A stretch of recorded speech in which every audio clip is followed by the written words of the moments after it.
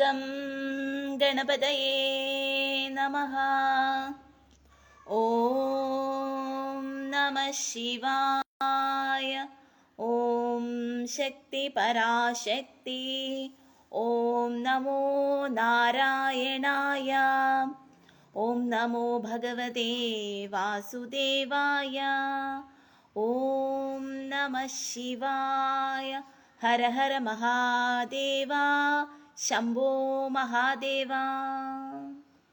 ഹര ഹര മഹാദേവ. ശംഭോ മഹാദേവ. ഇന്ന് നമുക്ക് ശിവപുരാണത്തിൻ്റെ ഭാഗം 53 പറയാനുള്ളത്. യോഗം, സമാധി ഇവയുടെ നിരൂപണം എന്നുള്ള ഭാഗമാണ് ഇന്ന് വായിക്കാനുള്ളത്. അപ്പോൾ ഇതെന്ന് പറയുന്നത് മഹത്തായിട്ടുള്ളൊരു ഗ്രന്ഥമാണ് ശിവപുരാണം എന്ന് പറയുന്നത്. അപ്പോൾ എല്ലാവരും ഇത് വായിച്ചിരിക്കുക എന്നുള്ളതാണ്. കുറച്ച് കാര്യം പറയാനുണ്ട്. വേറൊന്നുമല്ല, നമ്മുടെ ഈ സമൂഹത്തിൽ, അതായത് സമൂഹത്തിൽ നമ്മൾ നല്ല രീതിയിൽ ജീവിക്കുന്നവരെ, അതായത് ഇപ്പം എൻ്റെ അനുഭവം തന്നെ പറയാം. ഞാൻ അങ്ങനെ വലിയ തെറ്റുകൾ, അങ്ങനെയുള്ള തെറ്റുകളൊന്നും ചെയ്തില്ല. മാനമര്യാദയായിട്ട് നല്ല രീതിയിലാണ് ജീവിച്ചു പോയിക്കൊണ്ടിരുന്നത്. പക്ഷേ എനിക്ക് ഒരുപാട് എന്നെക്കുറിച്ച് ഇല്ലാത്ത പറഞ്ഞുണ്ടാക്കി ഓരോ കാര്യങ്ങൾ പറഞ്ഞു. അപ്പം ഇതേപോലെ ഓരോ പെൺകുട്ടികൾക്കും ഓരോരോ അനുഭവങ്ങൾ ഉണ്ടായിട്ടുണ്ട്. അതായത് അവരുടെ ഉദ്ദേശം എന്ന് പറയുന്നത് അവരുടെ ഇഷ്ടത്തിനനുസരിച്ച് നമ്മൾ അങ്ങനെ ഒരു ഇതാവില്ല എന്ന് കാണുമ്പോൾ അവർ നമ്മളെക്കുറിച്ച് ഇല്ലാ വചനങ്ങൾ പറഞ്ഞുണ്ടാക്കും, അല്ലേ? അപ്പം അങ്ങനെ ഒരുപാട് പെൺകുട്ടികൾക്ക് അനുഭവം ഉണ്ടായിട്ടുണ്ട്. ഇത് എൻ്റെ മാത്രം അനുഭവമല്ല, ഒരുപാട് പെൺകുട്ടികൾക്ക് ഉണ്ടായിട്ടുള്ള അനുഭവമാണ് അങ്ങനെ ഒരു അനുഭവം എന്ന് പറയുന്നത്. അപ്പം അതൊക്കെയെന്ന് പറയുന്നത് എത്ര മ്ലേച്ഛകരമാണല്ലേ അങ്ങനെയൊക്കെയുള്ള അനുഭവങ്ങൾ എന്ന് പറയുന്നത്. അതായത് നമ്മുടെ കണ്ണുകൊണ്ട് കണ്ടിട്ട് മാത്രം നമ്മൾ പറയുക ഒരാളെക്കുറിച്ച് എന്തെങ്കിലും അങ്ങനെ തെറ്റായിട്ട് നമ്മുടെ കണ്ണുകൊണ്ട് കണ്ടിട്ട് മാത്രം നമ്മൾ പറയുക.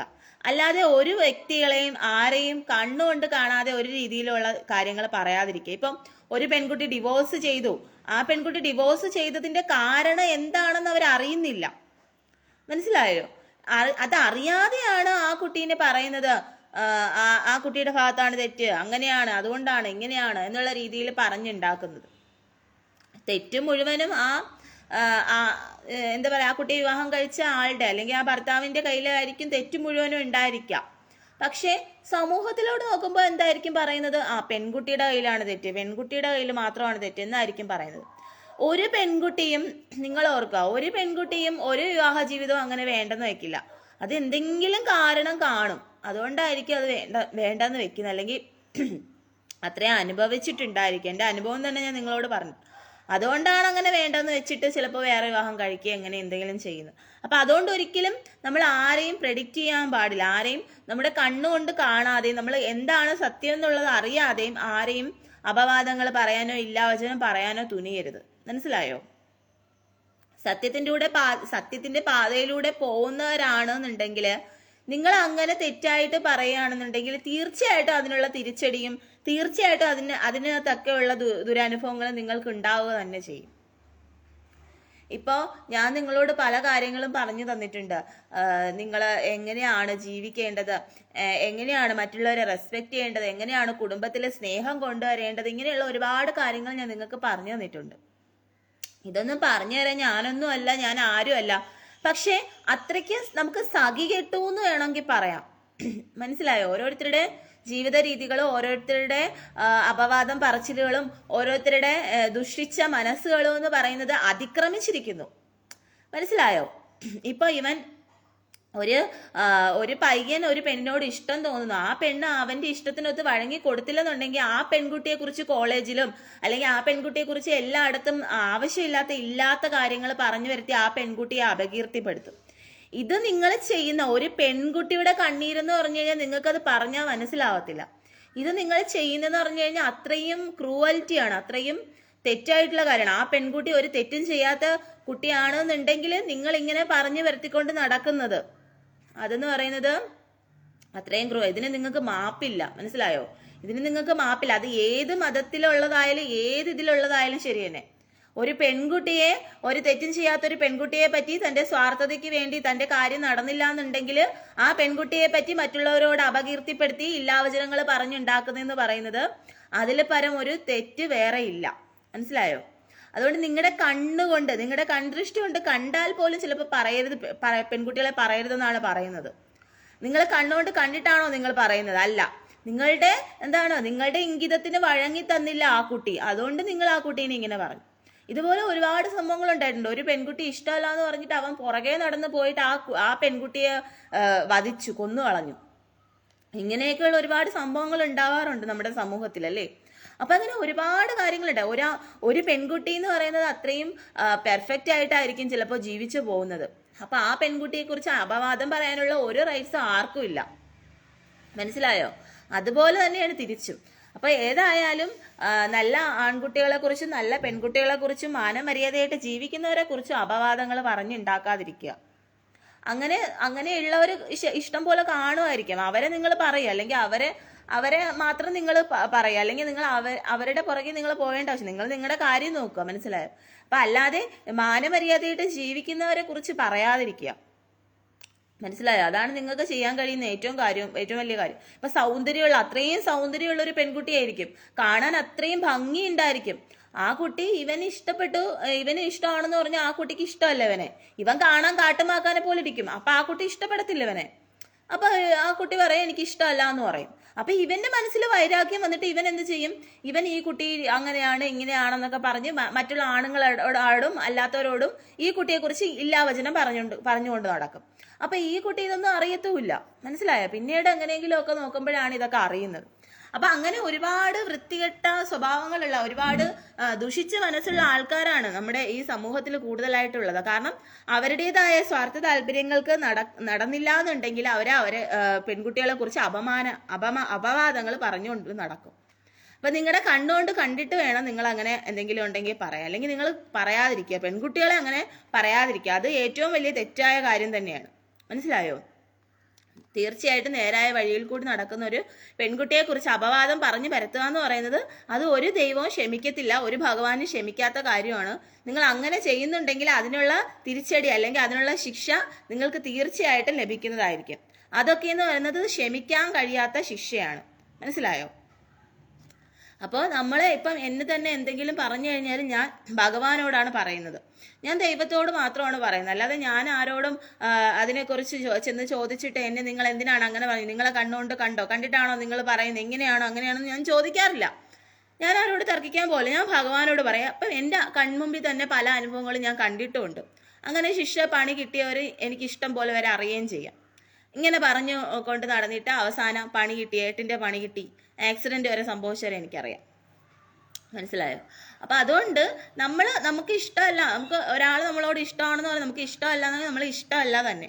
പിന്നെ അതിന്റെ പേരിൽ പ്രതികാരം തീർക്കാനോ ആ കുട്ടിയെ കുറിച്ച് പറഞ്ഞുകൊണ്ട് നടക്കാനോ ഉള്ള ഒരിതും ഒരുത്തർക്കും ഇല്ല. മനസ്സിലായോ? അപ്പൊ അത് മനസ്സിലാക്കാന്നുള്ളതാണ്. ഇനി നമുക്ക് അടുത്ത ഭാഗം 53 യോഗം, സമാധി ഇവയുടെ നിരൂപണം എന്നുള്ള ഭാഗമാണ് ശിവപുരാണത്തിൽ വായിക്കാനുള്ളത്. അപ്പൊ ഞാനത് വായിക്കാം കേട്ടോ. വിവിധ വിഷയങ്ങളിൽ വ്യാപരിക്കുന്ന മനസ്സിനെ ഭഗവാനുമായുള്ള ഒത്തുചേരൽ എന്ന് ചുരുക്കി പറയാം. 5 തരത്തിലുള്ള യോഗമാണുള്ളത്. മന്ത്രയോഗം, സ്പർശയോഗം, ഭാവയോഗം, അഭാവയോഗം, മഹായോഗം എന്നിവയാണവ. നിരന്തരമായ മന്ത്രജപത്തിലൂടെ മന്ത്രത്തിന്റെ വാച്യാർത്ഥത്തിൽ സ്ഥിതി ചെയ്യുന്ന വിക്ഷേപരഹിതമായ മനോവൃത്തിയുടെ പേരാണ് മന്ത്രയോഗം.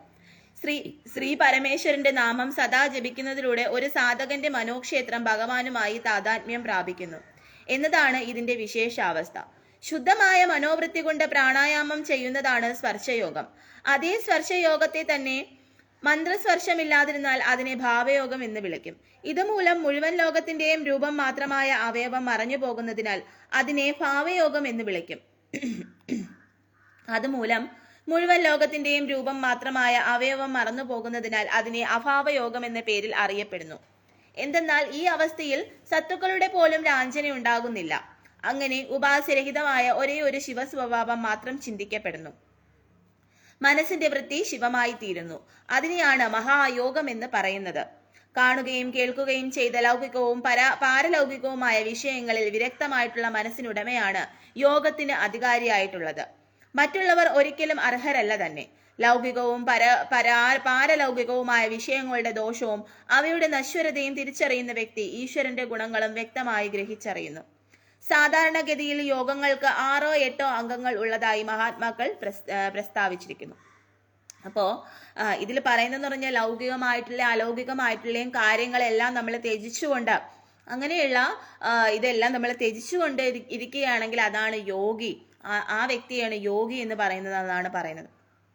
അതായത് ബ്രഹ്മചാരി ഭാവം പോലെ, അതാണ് യോഗി എന്ന് പറയുന്നത്. അപ്പം ആ ഒരു യോഗി ഇതിൽ ലെവലിലോട്ട് വരണമെങ്കിൽ അത്രത്തോളം കൺട്രോളിങ് പവർ വേണം. അത്രത്തോളം നമുക്ക് ഈ പറയുന്ന കാമക്രോധ ലോഭ മോഹ മത മത്സരം ഇതെല്ലാം നമുക്ക് അടക്കാനുള്ള ഒരു പവർ വേണം. എന്നാൽ മാത്രമേ നമുക്ക് ആ യോഗിക് പവറിലോട്ട് ഉയരാൻ സാധിക്കുകയുള്ളൂ.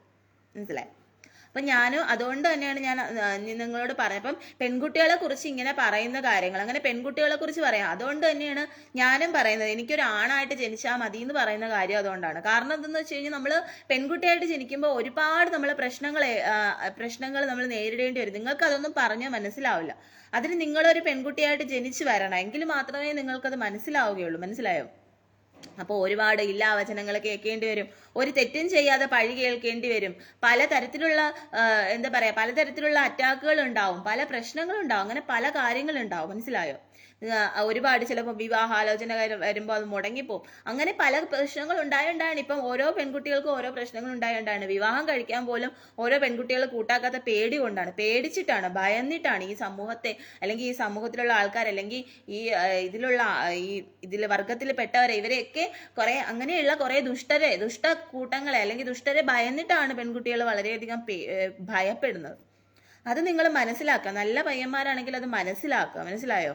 അതുകൊണ്ടാണ്. അല്ലാതെ നിങ്ങളെ വിവാഹം കഴിക്കാൻ ഇഷ്ടമല്ലാഞ്ഞിട്ടോ അല്ലെങ്കിൽ നിങ്ങളെ പ്രേമിക്കാൻ ഇഷ്ടമല്ലാഞ്ഞിട്ടോ അങ്ങനെയൊന്നും അല്ല. ഒരുപാട് ഭയപ്പെടുന്നുണ്ട്. മനസ്സിലായോ? നിങ്ങളത് മനസ്സിലാക്കുക എന്നുള്ളത് ഒരു പെൺകുട്ടിയുടെ മനസ്സെന്ന് പറയുന്നത് മറ്റൊരു പെൺകുട്ടിക്ക് മനസ്സിലാക്കാൻ കഴിയുകയുള്ളൂ. അത് നിങ്ങൾ മനസ്സിലാക്കുക എന്നുള്ളതാണ്. മനസ്സിലായോ? അപ്പോൾ ഒരു തെറ്റും ചെയ്യാതെ പല അപവാദങ്ങൾ പഴികൾ കേൾക്കേണ്ടി വരുന്നു. ചിലർ ഇഷ്ടപ്പെട്ട ഒരു പുരുഷന്റെ കൂടെ പോയാൽ പോലും ആ പുരുഷൻ തന്നെ ചതിച്ചിട്ട് പോകുന്നുണ്ട്. ഇതേപോലെ പലരോടും പോയി ഇങ്ങനെ എന്നിട്ട് പറഞ്ഞു കൊടുക്കുന്നുണ്ട്. അപ്പം എനിക്ക് ഈ പെൺകുട്ടികളോട് പറയാനുള്ള വെച്ചാൽ നിങ്ങൾ അങ്ങനെ പോവാതിരിക്കുക, നിങ്ങൾ അങ്ങനെ ഇഷ്ടപ്പെടാതിരിക്കുക, നിങ്ങൾ നിങ്ങളുടെ കാര്യം നോക്കി ജീവിക്കുക. പക്ഷെ ഇങ്ങനെ ഇഷ്ടപ്പെടാതെ നിങ്ങൾ കാര്യം നോക്കി ജീവിക്കുമ്പോൾ ആ കുട്ടിയെക്കുറിച്ച് ഇല്ലാത്ത പറഞ്ഞുണ്ടാക്കും. മനസ്സിലായോ? കാരണം ഈ കുട്ടി വഴങ്ങുന്നില്ല അല്ലെങ്കിൽ ഇഷ്ടപ്പെടുന്നില്ല എന്ന് കാണുമ്പോൾ ആ പെൺകുട്ടിയെക്കുറിച്ച് അപവാദം പറഞ്ഞുണ്ടാക്കും. ഇങ്ങനെയാണ് നമ്മുടെ സമൂഹം. അതുകൊണ്ട് ഈ പെൺകുട്ടികൾക്ക് വളരെയധികം ബുദ്ധിമുട്ടാണ്, നമുക്ക് ജീവിച്ചു പോകാൻ വളരെയധികം ബുദ്ധിമുട്ട്. അതുകൊണ്ടാണ് ചില പെൺകുട്ടികൾ തന്നെ എന്ത് പറഞ്ഞാലും അടക്കോ ഒതുക്കോ ഇല്ലാത്ത സ്വഭാവം ആവുന്നതും അവരവരുടേതായി തോന്നിയ രീതിയിൽ ജീവിക്കുന്നതും അതുകൊണ്ടാണ്. അവരെ നമുക്ക് കുറ്റം പറയാൻ പറ്റത്തില്ല, കാരണം ഇങ്ങനെയാണല്ലോ. മനസ്സിലായോ? ചില കുട്ടികൾ ഒരു തെറ്റും ചെയ്യാത്ത കുട്ടികളെ ഇങ്ങനെ പറഞ്ഞ് അവരെ അതിലോട്ട് കൊണ്ടുവന്ന് അവരെ തെറ്റുകാരെ ആക്കിയിട്ട് അവർ ചിലപ്പോൾ ആമ്പിള്ളാരെ പോലെ സിഗരറ്റ് വലിക്കും, ആമ്പിള്ളാരെ പോലെ വണ്ടിയിൽ നടക്കും, ആമ്പിള്ളാരെ പോലെ ആവും. എന്തുകൊണ്ടാണ് അവരങ്ങനെ ചെയ്യുന്നത്? അവരെ ഇങ്ങനെ പറഞ്ഞ് അവരെ എന്താ പറയാ, അവരെ ഒരു തെറ്റും ചെയ്യാതെ മനോട്ട് ജീവിച്ചിട്ടും അവരെ കുറിച്ച് ഇങ്ങനെ പറഞ്ഞുകൊണ്ടാണ് അവരങ്ങനെ ആവുന്നത്, ആയിത്തീരുന്നത്. ഒരു പെൺകുട്ടികളെ നമുക്ക് ഒരിക്കലും നമുക്ക് അങ്ങനെ കുറ്റം പറയാൻ പറ്റത്തില്ല. അപ്പോൾ ഒരു ആൺകുട്ടിയുടെ കയ്യിൽ തെറ്റ് കാണും, അല്ലെങ്കിൽ ആ സമൂഹത്തിലെ തെറ്റ് കാണും. മനസ്സിലായോ? അപ്പൊ അതുകൊണ്ട് നിങ്ങളത് ശ്രദ്ധിക്കുക. അതുകൊണ്ട് ഒരു പെൺകുട്ടിയെയും കുറിച്ച് അങ്ങനെ പറയാതിരിക്കുക. മനസ്സിലായോ? പെണ്ണെന്ന് പറഞ്ഞു കഴിഞ്ഞാൽ അമ്മയാണ്, ലക്ഷ്മിയാണ്. മനസ്സിലാക്കുക. അതുപോലെ നമ്മളെ കുടുംബത്തിലായാൽ പോലും ആ ഭർത്താവ് ആ ഭാര്യയെ എങ്ങനെയൊക്കെ ബഹുമാനിക്കുന്നോ സ്നേഹിക്കുന്നോ അതുപോലെ ആയിരിക്കും ആ ഭർത്താവിന് ഉയർച്ച ഉണ്ടാവുന്നത്. ഇല്ലെങ്കിൽ വീണ്ടും വീണ്ടും തകർച്ചയിലേക്കായിരിക്കും പോയിക്കൊണ്ടിരിക്കുന്നത്. മനസ്സിലായോ? അതുകൊണ്ട് നമ്മുടെ കൂടെയുള്ള ലക്ഷ്മിയെ അല്ലെങ്കിൽ കൂടെയുള്ള ആ ദേവീ സ്വരൂപമാണ് അത് എന്ന് മനസ്സിലാക്കിയിട്ട് നമ്മൾ സ്നേഹിക്കുക എന്നുള്ളതാണ്, പരിഗണിക്കുക എന്നുള്ളതാണ്. മനസ്സിലായോ? സ്നേഹം കിട്ടിയില്ലെങ്കിൽ വേറെ അടുത്തേക്ക് സ്നേഹം തേടി ചിലപ്പോൾ പോവും. അതിൽ തെറ്റു പറയാൻ ആർക്കാ കഴിയാം? മനസ്സിലായോ? അപ്പം അങ്ങനെ പോവാതിരുന്നാൽ കൂടി അങ്ങനെ ഇല്ലാത്ത പറഞ്ഞുണ്ടാക്കും. അങ്ങനെ പല രീതിയിലുള്ള പല പ്രശ്നങ്ങൾ, മാനസികമായിട്ട് ശാരീരികമായിട്ട് പല രീതിയിലുള്ള പ്രശ്നങ്ങൾ പെൺകുട്ടികൾ അനുഭവിക്കുന്നുണ്ട്. എന്നാൽ ചിലയിടത്ത് അഹങ്കാരികളായിട്ടുള്ള പെൺകുട്ടികളുണ്ട്. നമ്മൾ ഒരിടത്ത് ജോലിക്ക് പോകുമ്പോൾ ആ ജോലി സ്ഥലത്ത് നമ്മൾ പുതിയതായിട്ട് ഒരാൾ ചെല്ലുമ്പോൾ അവരെ ഇതാക്കി ഓരോന്ന് പറഞ്ഞ് പുറത്താക്കാൻ ശ്രമിക്കുന്ന പെൺകുട്ടികളുണ്ട്. പെൺകുട്ടികൾ തന്നെ പെൺകുട്ടികൾക്ക് ശത്രുക്കളായിട്ടുള്ളവരുണ്ട്. അങ്ങനെ ക്രൂവൽറ്റി മൈൻഡുള്ള പെൺകുട്ടികളും ഉണ്ട്. മനസ്സിലായോ? എന്തും ചെയ്യാൻ മടിക്കാത്ത, എന്തും പറയാൻ മടിക്കാത്ത, അല്ലെങ്കിൽ ഭർത്താവിനെ എന്തും പറയാൻ അങ്ങനെയുള്ള പെൺകുട്ടികളും ഉണ്ട് ക്രൂവൽറ്റി ആയിട്ടുള്ള.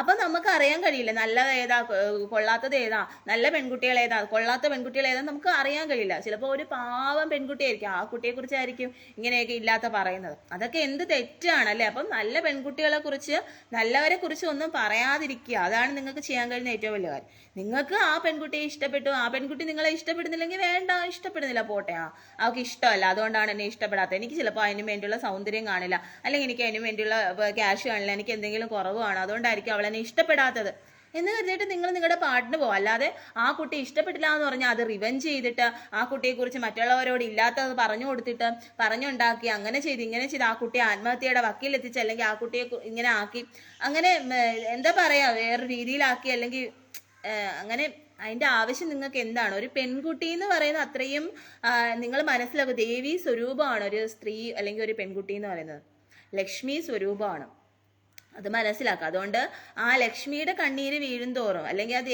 ദേവിയുടെ കണ്ണീര് വീഴുന്തോറും ആ അവിടെയുള്ളവർക്ക് ഒരിക്കലും ഉയർച്ചയും നന്മയും ഉണ്ടാവത്തില്ല.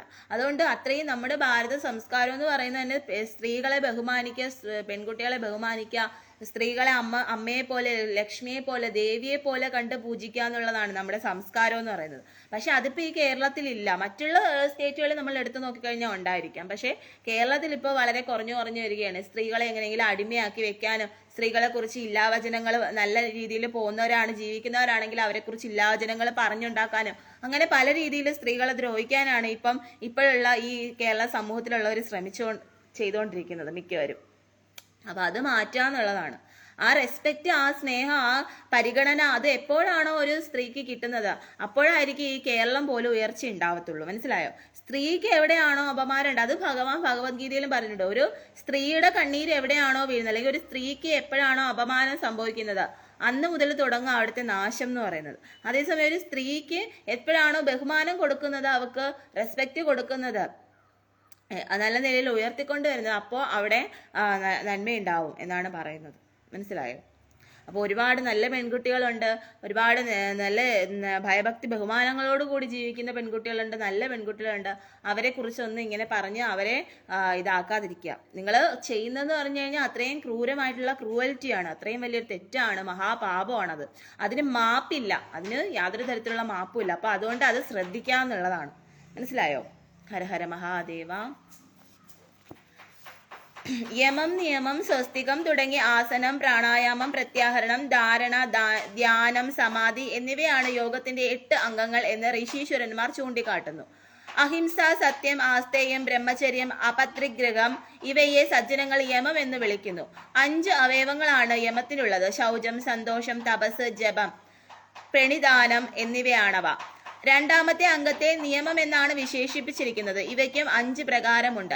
ആസനത്തിന് 8 ഭേദങ്ങൾ പറഞ്ഞിരിക്കുന്നു. സ്വികാസനം, പഞ്ചാസനം, അർദ്ധാസനം, വിരിതാസനം, യോഗാസനം, പ്രസാദിസ്ഥാനം, പര്യങ്കാസനം, പിന്നെ സാധകന്റെ ഇഷ്ടത്തിനൊത്ത ആസനം എന്നിവയാണ്.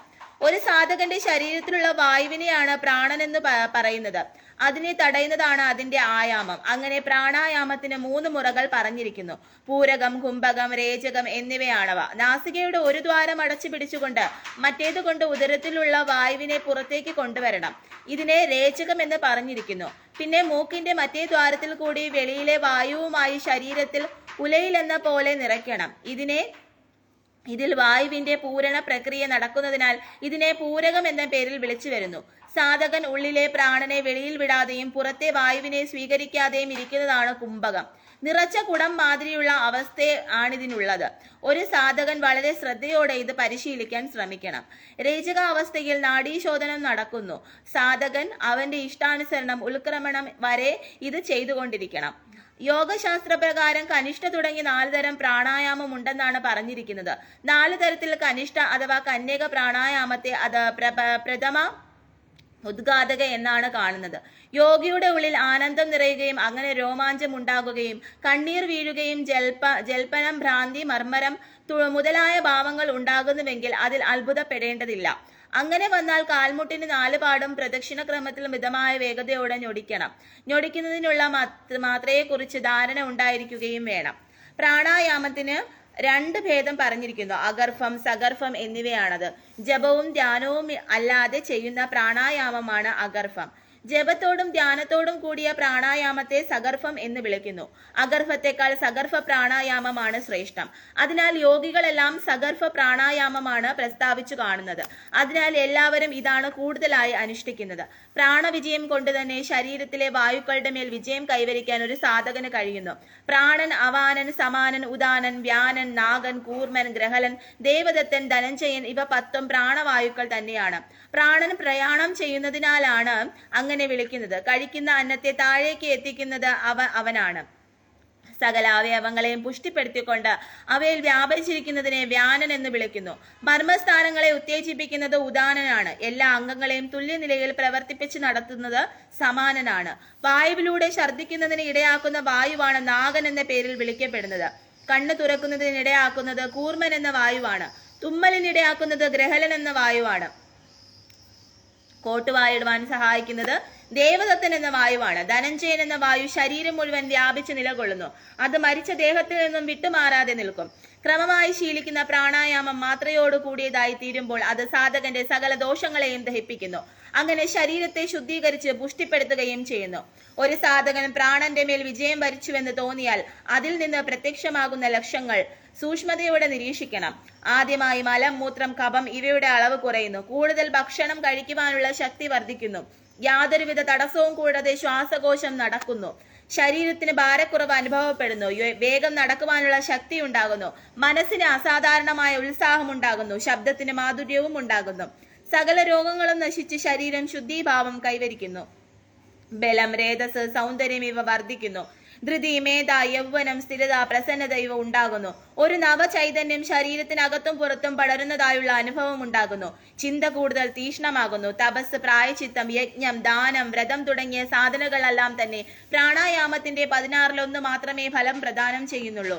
അതാതിന്റെ വിഷയങ്ങളിൽ ആസക്തമായ ഇന്ദ്രിയങ്ങളെ അവിടെ നിന്നും മാറ്റി തന്റെ ഉള്ളിൽ ഒതുക്കി നിർത്തുന്ന സാധനയ്ക്ക് പ്രത്യാഹാരം എന്നാണ് പറയുന്നത്. മനസ്സും ഇന്ദ്രിയങ്ങളും മനുഷ്യനെ സ്വർഗത്തിലേക്ക് കൊണ്ടുപോകുന്നവയാണ്. എന്നാൽ അവയെ വശത്തു നിർത്തി നിയന്ത്രണ വിധേയമാക്കിയാൽ ഒരു സാധകനെ തീർച്ചയായും സ്വർഗത്തേക്ക് തന്നെ കൊണ്ടുപോകും. മറിച്ച് വിഷയങ്ങളുടെ ഇടയിലേക്ക് തുറന്നുവിടുകയാണെങ്കിൽ അവ ഒരുവനെ നരകത്തിലേക്ക് നയിക്കുന്നതാണ്. അതിനാൽ യഥാർത്ഥ സുഖം ആഗ്രഹിക്കുന്ന ബുദ്ധിമാൻ ജ്ഞാന വൈരാഗ്യങ്ങളെ അവലംബിച്ച് ഇന്ദ്രിയങ്ങളാകുന്ന അശ്വങ്ങളെ ധാരണയോടെ സ്വാധീനമാക്കി സ്വയം ആത്മാവിനെ ഉദ്ധരിക്കേണ്ടതാണ്. ചിത്തത്തെ ഏതെങ്കിലും പ്രത്യേക സ്ഥാനത്ത് ബന്ധിക്കുകയാണ് ആദ്യം ചെയ്യേണ്ടത്. ഇത് തന്നെയാണ് വാസ്തവത്തിൽ ധാരണ എന്ന് പറയുന്നത്. ശിവഭഗവാനിൽ തന്നെ മനസ്സിനെ സ്ഥിരമായി ബന്ധിച്ചു നിർത്തുക എന്നതാണ് ഉചിതം. എന്തെന്നാൽ മറ്റ് സ്ഥാനങ്ങളിലെല്ലാം 3 വിധം ദോഷങ്ങളുണ്ട്. ഏതെങ്കിലും നിശ്ചിത കാലം വരെ മനസ്സിനെ ശ്രീ പരമേശ്വരനിൽ സ്ഥാപിക്കാൻ കഴിഞ്ഞാൽ ലക്ഷ്യത്തിൽ നിന്നും പിഴയ്ക്കാതെയും ഇരുന്നാൽ ധാരണ സിദ്ധിച്ചതായി കരുതാവുന്നതാണ്. ധാരണ സിദ്ധമായി കഴിഞ്ഞാൽ അതിന്റെ പരിശീലനത്തിലൂടെ മനസ്സിനെ ധീരമാക്കണം. അതോടെ ധ്യാനം ആരംഭിക്കുവാനും വിക്ഷേപരഹിതമായ മനസ്സുകൊണ്ട് സദാ നേരവും ശിവനെ ചിന്തിക്കുന്നതാണ് ധ്യാനം. ദേഹത്തിൽ സ്ഥിതി ചെയ്യുന്ന മനസ്സിൽ മറ്റ് വൃത്തികേടുകൾ പ്രവേശിക്കാതിരിക്കാൻ സാധകൻ സദാ ശ്രദ്ധാലുവായിരിക്കണം. അപ്പോൾ ഭഗവാനെ ധ്യാനിക്കുന്ന സമയത്ത് എപ്പോഴും ആ ഭഗവത് ചിന്ത മാത്രമേ ഉണ്ടായിരിക്കാൻ പാടുള്ളൂ. മറ്റുള്ള യാതൊരു വിധത്തിലുള്ള ചിന്തകളും ഉണ്ടാവരുതെന്നാണ് ഇവിടെ പറയുന്നത്. പ്രവാഹ രൂപം പോലെ ശിവചിന്തയുണ്ടായാൽ ധ്യാനം ആരംഭിച്ചു എന്ന് വേണം കരുതാൻ. സമസ്ത വസ്തുക്കളെയും പരിത്യജിച്ച് കേവലം മംഗളകാരിയും ദേവാദിദേവനുമായ ഭഗവാൻ ശിവനെ തന്നെ ധ്യാനിക്കണം. ശിവഭഗവാൻ തന്നെയാണ് സകലർക്കും പരമധേയമായിട്ടുള്ളതെന്ന് അഥർവവേദത്തിന്റെ ശ്രുതിയിലും തറപ്പിച്ച് പ്രസ്താവിച്ചിരിക്കുന്നു. ഇത് പരമമായ സത്യമായതിനാൽ ശിവാദേവിയും പരമധ്യേയമാണ്. ശിവനും ശിവയുമാണ് സമസ്ത ഭൂതങ്ങളിലും വ്യാപിച്ചിരിക്കുന്നത്. സാധകൻ ശിവനെയാണ് ധ്യാനിക്കുന്നതെങ്കിൽ അയാൾക്ക് 2 വിധത്തിലുള്ള പ്രയോജനങ്ങൾ ലഭിക്കുന്നതാണ്. ഒന്ന് മോക്ഷപ്രാപ്തിയും മറ്റൊന്ന് അന്തിമം തുടങ്ങിയ അനേകം സിദ്ധികളും ഉണ്ടാകുന്നു. ജ്ഞാന വൈരാഗ്യ സമ്പന്നൻ, ശ്രദ്ധാലു, ക്ഷമാശീലൻ, മമതാരഹിതൻ, സദാ ഉത്സാഹിയായിരിക്കുന്നവൻ ഈ ഗുണവിശേഷങ്ങൾ ഉള്ളവരെയാണ് ധ്യാതാവ് എന്ന് പറയുന്നത്. ഇത്തരത്തിലുള്ള ഒരു വ്യക്തി ധ്യാനനിരതനായാൽ സഫലമാകുമെന്നർത്ഥം. ഒരു ഭക്തൻ ജപം കൊണ്ട് ക്ഷീണിച്ചു പോയാൽ ധ്യാനം തുടരണം. ധ്യാനത്തിലൂടെ ക്ഷീണം തോന്നിയാൽ ജപം തുടരണം. ഇപ്രകാരം ജപത്തിലും ധ്യാനത്തിലും വ്യാപൃതനായവന് വളരെ വേഗം യോഗസിദ്ധി കൈവരിക്കാനുള്ള അപൂർവ ഭാഗ്യം ഉണ്ടാകുന്നു. 12 ധ്യാനത്തിന് ഒരു സമാധി എന്നാണ് ഋഷിമാർ പറഞ്ഞിരിക്കുന്നത്. സമാധി എന്നത് യോഗത്തിന്റെ അവസാന ഭാഗമായിട്ടാണ് കണ്ടിരിക്കുന്നത്. സമാധിയിലൂടെ ബുദ്ധിയുടെ പ്രകാശം എല്ലായിടത്തും വ്യാപിക്കുന്നു. ധ്യാനത്തിൽ ധ്യേയം എന്ന തന്നെ അർത്ഥരൂപത്തിൽ പ്രകാശിക്കുന്നു. ധ്യാതാവ് നിശ്ചലനായി മഹാസാഗരം പോലെ സ്ഥിരഭാവത്തിൽ സ്ഥിതി ചെയ്യുന്നു. ധ്യാന സ്വരൂപം കൊണ്ട് ശൂന്യത അനുഭവപ്പെടുന്നു. അതിനെയാണ് സമാധി എന്ന് വിശേഷിപ്പിച്ചിരിക്കുന്നത്. ധ്യേയത്തിൽ ചിത്തമുറപ്പിച്ച് സുസ്ഥിരഭാവത്തിൽ അതിനെ കാണുകയും കെട്ടുപോയ അഗ്നിക്ക് തുല്യം ശാന്തരായിരിക്കുകയും ചെയ്യുന്നവനെ സമാധിസ്ഥൻ എന്ന് വിളിക്കുന്നു. അയാൾ ഒന്നും കേൾക്കുകയോ കാണുകയോ മണക്കുകയോ ചെയ്യുന്നില്ല. മറ്റുള്ളവരുടെ സ്പർശനം പോലും അദ്ദേഹം അറിയുന്നതേയില്ല. മനസ്സുകൊണ്ട് സങ്കല്പ വികല്പങ്ങൾ ചെയ്യുന്നില്ല. അഭിമാനബോധം അദ്ദേഹത്തിൽ ഉദയം ചെയ്യുന്നില്ല. അദ്ദേഹം ബുദ്ധി കൊണ്ടൊന്നും തന്നെ അറിയുന്നില്ല. ഇതാണ് ഭഗവാൻ ശിവശങ്കരനിൽ മനസ്സുറപ്പിച്ച ഒരു യോഗിയുടെ നില. വായുവിന്റെ സാന്നിധ്യം ഇല്ലാത്തിടത്ത് വെച്ചിരിക്കുന്ന ദീപം പോലെ യാതൊരു സ്പന്ദനവും ഇല്ലാതെ യോഗി പരമാത്മാവിൽ തന്നെ ചിത്തത്തെ ഉറപ്പിച്ചിരിക്കുന്നു. അപ്പം പരമാത്മാവിൽ ചിത്തത്തെ ഉറപ്പിക്കുന്ന ഭാഗമാണ് ഇവിടെ നമുക്ക് വായിച്ചത്. ഹര ഹര മഹാദേവ ശംഭോ മഹാദേവ. ഹര ഹര മഹാദേവ. അപ്പോൾ എനിക്ക് പറയാനുള്ളത് ഇത് തന്നെയാണ്. ഇതൊരു ഇമ്പോർട്ടൻ്റ് ആയിട്ടുള്ള കാര്യമാണ്. അതുകൊണ്ട് ഞാൻ ഈ അവസരത്തിൽ മഹാദേവനോട് പറയുകയാണ്, ഇങ്ങനെ നേർവഴിക്ക് നയിക്കുന്ന സ്ത്രീകൾ ആരാണോ, അത് ഞാനായാലും മറ്റുള്ള സ്ത്രീകളായാലും ആരായാലും, നേർവഴിക്ക് നയിക്കുന്ന സ്ത്രീകളെ കുറിച്ച് അപമാനം പറയുന്നവന്മാർ അല്ലെങ്കിൽ അപമാനം പറയുന്നവളുമാർ ആരായാലും ശരി തന്നെ, അവർക്ക് ഭഗവാൻ എത്രയും പെട്ടെന്ന് തന്നെ അതിനുള്ള ശിക്ഷ കൊടുക്കണം. പിന്നെ അവരാ നാവുകൊണ്ട് പറയാൻ ഇടവരുത്തരുതേ എന്നുള്ളൊരു പ്രാർത്ഥനയും കൂടി ഞാൻ ഈ അവസരത്തിൽ പ്രാർത്ഥിക്കുകയാണ് ഭഗവാനോട്. കാരണം ഇതെന്ന് പറയുന്നത് നമുക്ക് ഒരിക്കലും ക്ഷമിക്കാൻ കഴിയുന്ന തെറ്റല്ല. മനസ്സിലായോ? അവർക്ക് തീർച്ചയായിട്ടും ശിക്ഷ ലഭിക്കുക തന്നെ ചെയ്യും.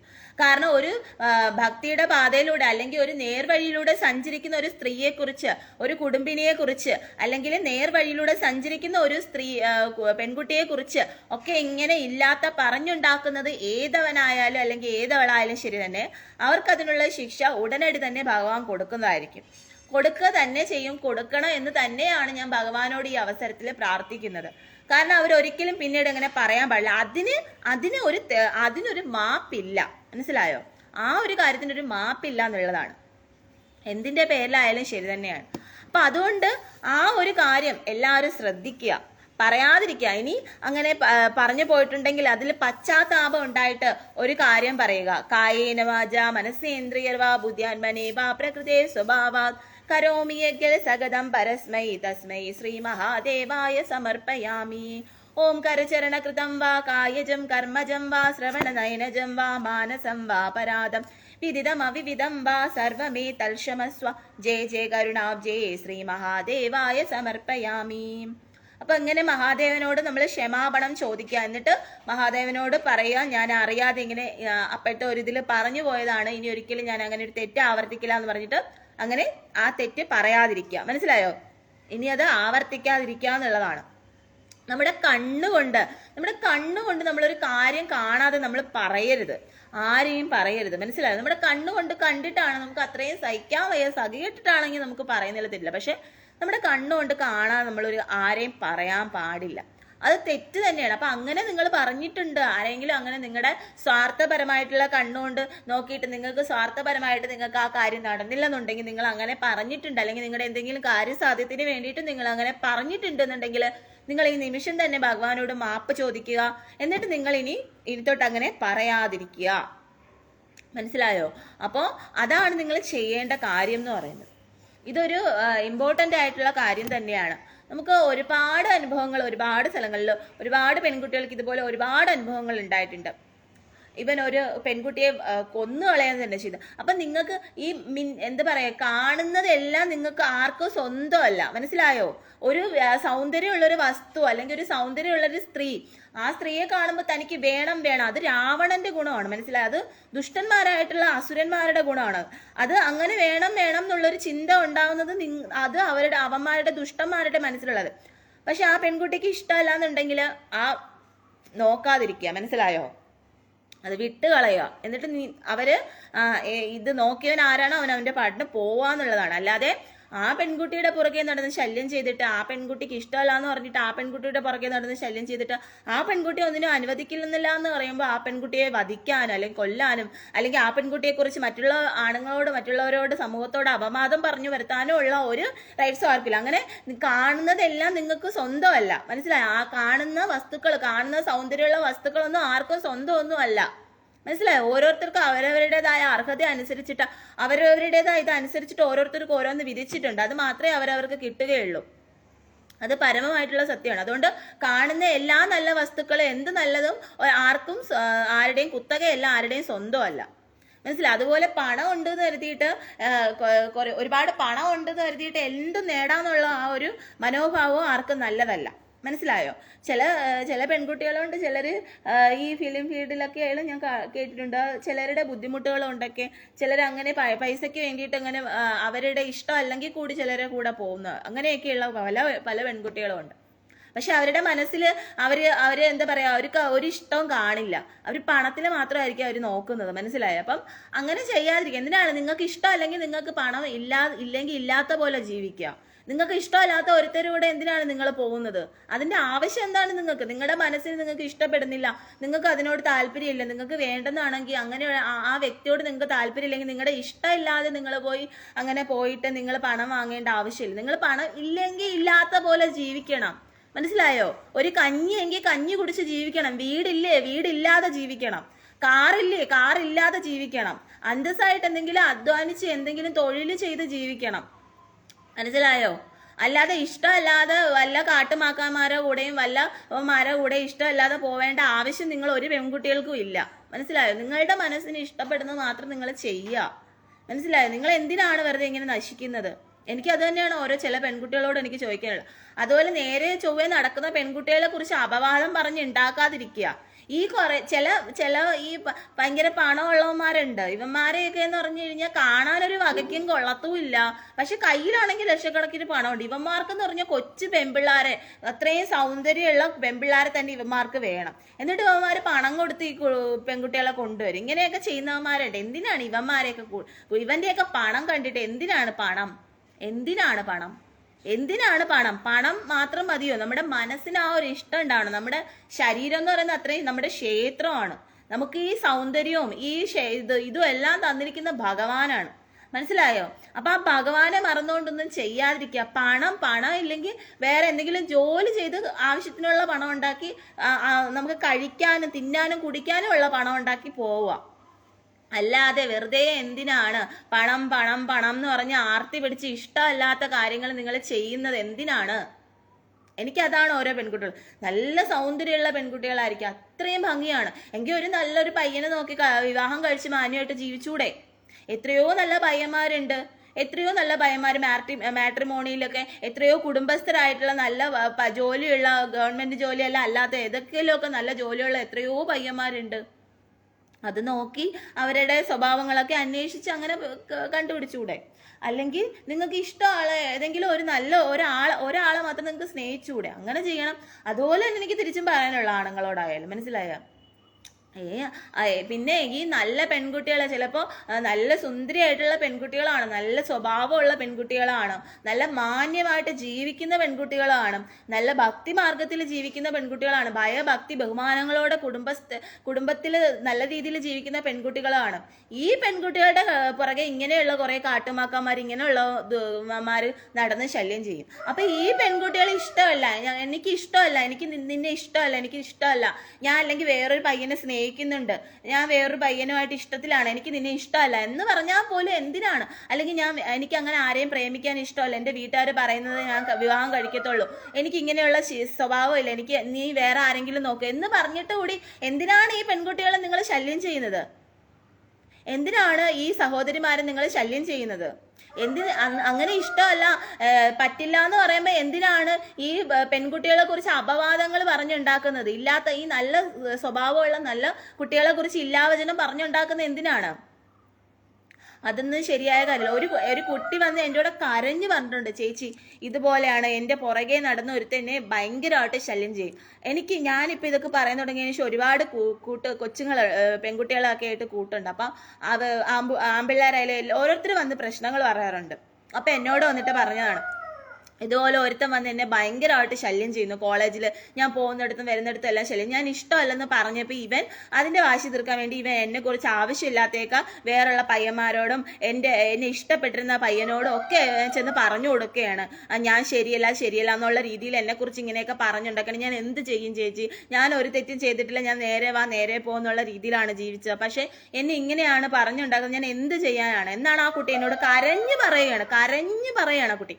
അപ്പൊ ആ കുട്ടി കുട്ടിയുടെ കണ്ണീരെന്ന് പറയുന്നത് അത് നിസ്സാരമായിട്ടുള്ള കണ്ണീരല്ല, മനസ്സിലായോ? ഒരു പെൺകുട്ടിയുടെ അത്രയും പെർഫെക്റ്റ് ആയിട്ടുള്ള ഒരു പെൺകുട്ടിയുടെ കണ്ണീരെന്ന് പറയുന്നത് നിസ്സാരമല്ല. എടാ നിനക്ക് നിനക്ക് അങ്ങനെ ഇഷ്ടം തോന്നിയിട്ടുണ്ടെങ്കിൽ നിന്നെ ഇഷ്ടമല്ലെന്ന് പറയുന്നത് നീ വിട്ടിട്ട് പോണം, അതാണ് വേണ്ടത്. അല്ലാതെ ആ പെൺകുട്ടീനെ കിട്ടിയില്ലെന്ന് പറഞ്ഞിട്ട് നീ ആ പെൺകുട്ടിയെ കുറിച്ച് ഇല്ലാത്ത മറ്റുള്ള ആൺകുട്ടികളെടുത്തും മറ്റുള്ള പെൺകുട്ടികളെടുത്തും സുഹൃത്തുക്കളെടുത്ത് പറഞ്ഞുകൊണ്ട് നടക്കേണ്ട ആവശ്യമില്ല. നിനക്കൊക്കെ കിട്ടുന്നുണ്ടല്ലോ, നിന്നെയൊക്കെ നരകത്തിൽ കൊണ്ടിട്ടിട്ട് നിന്നെയൊക്കെ എണ്ണയിലിട്ട് പൊരിക്കും, മനസ്സിലായോ? നിന്നെ എണ്ണയിലിട്ട് തിളച്ച എണ്ണയിലിട്ട് നിന്നെ പൊരിക്കും. അതുകൊണ്ട് നീ അങ്ങനെ ചെയ്യാതിരിക്കുക, മനസ്സിലായോ? നീ അങ്ങനെ ഒരു പെൺകുട്ടികളെ അങ്ങനെ പറയാതിരിക്കുക. നിനക്ക് അങ്ങനെ നിനക്ക് പറ്റുന്നില്ലെങ്കിൽ നീ വല്ല മുരിക്കിലും പോയി കയറ്, അല്ലെങ്കിൽ നീ വേറെ എന്തെങ്കിലും നീ, മനസ്സിലായോ? അല്ലാതെ നീ നിന്റെ ഇതിന് അനുസരിച്ചുള്ള പെൺപിള്ളേരെ നീ നോക്ക്.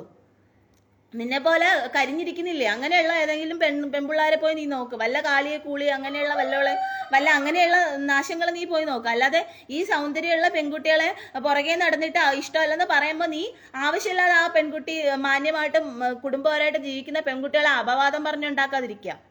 അപ്പം ഞാൻ ഈ കുട്ടിയോട് പറഞ്ഞു, നിന്റെ അച്ഛനോട് പറയും, എന്നിട്ട് ഇവന്റെ പേർക്ക് കൊണ്ടുവന്ന് കേസ് കൊടുക്കാൻ പറഞ്ഞു.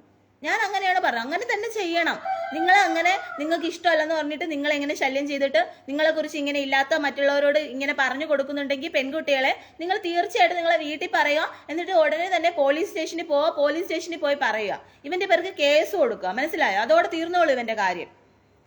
അപ്പോൾ ദയവ് ചെയ്തിട്ട് ഇനിയെങ്കിലും ഞാൻ പറയാണ്, അതുകൊണ്ട് ഒരു പെൺകുട്ടികളെയും കണ്ണീര് വീഴ്ത്താതിരിക്കുക. മാനം മര്യാദയായിട്ട് ജീവിക്കുന്ന പെൺകുട്ടികൾ, അത് ഞാനും മാനം മര്യാദയായിട്ട് ജീവിക്കണേ.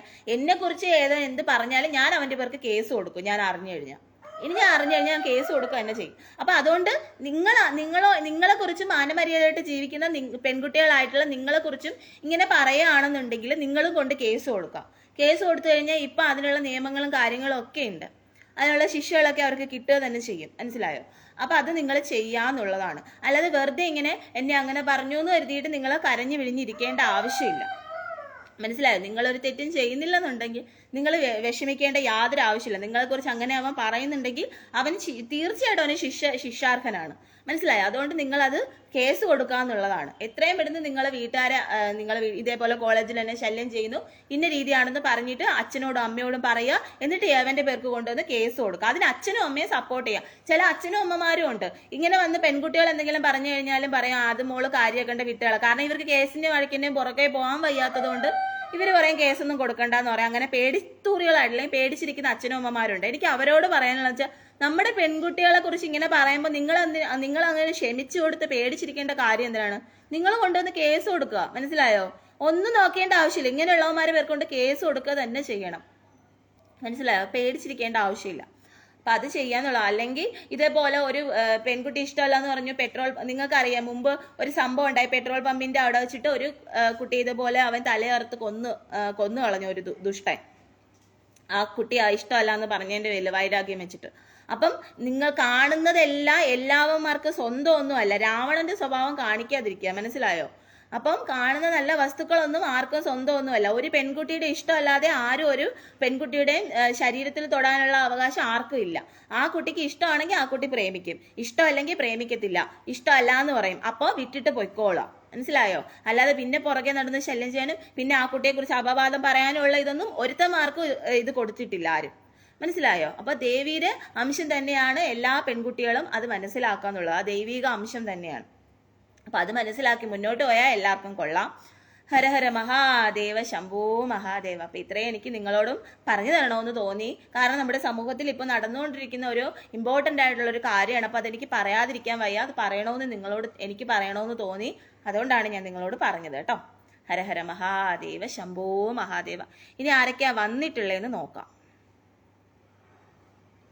Sajith, Vinod, Saji, my life rules, Sreeroop Pillai, mister Turbo, Liju, Haritha, Hitha Murugan, Adarsh, Anu. ഇത്രയും പേരാണ് ഇന്ന് വന്നിട്ടുള്ളത് കേട്ടോ. അപ്പോൾ തീർച്ചയായിട്ടും അത് മനസ്സിലാക്കുക. നമ്മുടെ പെൺകുട്ടികളെ ആരെയും ദൈവികമായിട്ട് അല്ലെങ്കിൽ നേരെ വാ നേരെ പോന്ന് പറഞ്ഞ് ജീവിക്കുന്ന മാന്യമായിട്ടുള്ള പെൺകുട്ടികളെ കുറിച്ച് അപവാദങ്ങൾ പറഞ്ഞു വരുത്തി കഴിഞ്ഞാൽ അവന്മാർക്ക് അതിനുള്ള ശിക്ഷ വാങ്ങിച്ചു കൊടുക്കുക, പോലീസിൽ കംപ്ലൈന്റ് ചെയ്യുക എന്നുള്ളതാണ്. അത് ഒരു പെണ്ണിനെ കുറിച്ച് പറയുന്നതായാലും ശരി തന്നെ, ഒരു ആണിനെ കുറിച്ച് പറയുന്നതായാലും ശരി തന്നെ, ആര് പറയുന്നതായാലും ശരി തന്നെ അവർക്ക് ശിക്ഷ വാങ്ങിച്ചു കൊടുക്കുക എന്നുള്ളതാണ്. നിങ്ങളോട് അങ്ങനെ ആരെങ്കിലും ഒരു പെൺകുട്ടിയെ കുറിച്ച് ഇങ്ങനെ പറയുകയാണെന്നുണ്ടെങ്കിൽ നിങ്ങൾ അവരെ ഉപദേശിക്കുക, ഇല്ലെങ്കിൽ അവരുടെ പേർക്ക് കേസ് കൊടുക്കുക. അല്ലെങ്കിൽ ഈ പറഞ്ഞ ആള് നിങ്ങളോട് ഒന്ന് പറയുമ്പോൾ അത് ആ പെൺകുട്ടിയുടെ ചെവിയിൽ നിങ്ങൾ എത്തിക്കുക എന്നുള്ളതാണ്. ആ പെൺകുട്ടിയോട് നിങ്ങൾ പറയാ ഇതേപോലെ നിന്നെ കുറിച്ച് ഇങ്ങനെ ഇവൻ പറഞ്ഞു എന്ന് പറയാം. അപ്പൊ ആ പെൺകുട്ടി കൊണ്ട് ഇവന്റെ പേർക്ക് കേസ് കൊടുക്കുക എന്നുള്ളതാണ്. മനസ്സിലായോ? അപ്പൊ അതുകൊണ്ട് പറയാതിരിക്കുക. പെൺകുട്ടികളെ അത്രയും ബഹുമാനിക്കണം. നമ്മുടെ ഭാരത സംസ്കാരം എന്ന് പറഞ്ഞു കഴിഞ്ഞാൽ തന്നെ സ്ത്രീകളെ ബഹുമാനിക്കുന്ന സംസ്കാരമാണ്. സ്ത്രീകളെ, അമ്മമാരെയും പെങ്ങന്മാരെയും ഭാര്യമാരെയും എന്താണോ ഒരാള് പിന്നെന്താ പറയാ ബഹുമാനിക്കുന്നത്, സ്നേഹിക്കുന്നത്, അപ്പോൾ അവിടെ ആയിരിക്കും ആ ബഹുമാനം എന്നാണോ കിട്ടുന്നത്, ആ സ്ത്രീയെ എപ്പോഴാണോ പൂജിക്കപ്പെടുന്നത്, ആദരണീയ ആവുന്നത്, അപ്പോഴായിരിക്കും നമ്മുടെ കേരളത്തിലായാലും ഉയർച്ച ഉണ്ടാവുകയുള്ളൂ. അല്ലാതെ ഇങ്ങനെയൊക്കെയുള്ള സംഭവങ്ങൾ നടക്കുന്നിടത്തോളം കാലം കേരളം അധപ്പതിച്ചുകൊണ്ട് തന്നെ ഇരിക്കും. അതിൽ യാതൊരു സംശയവും ഇല്ല. ഹര ഹര മഹാദേവ ശംഭോ മഹാദേവ.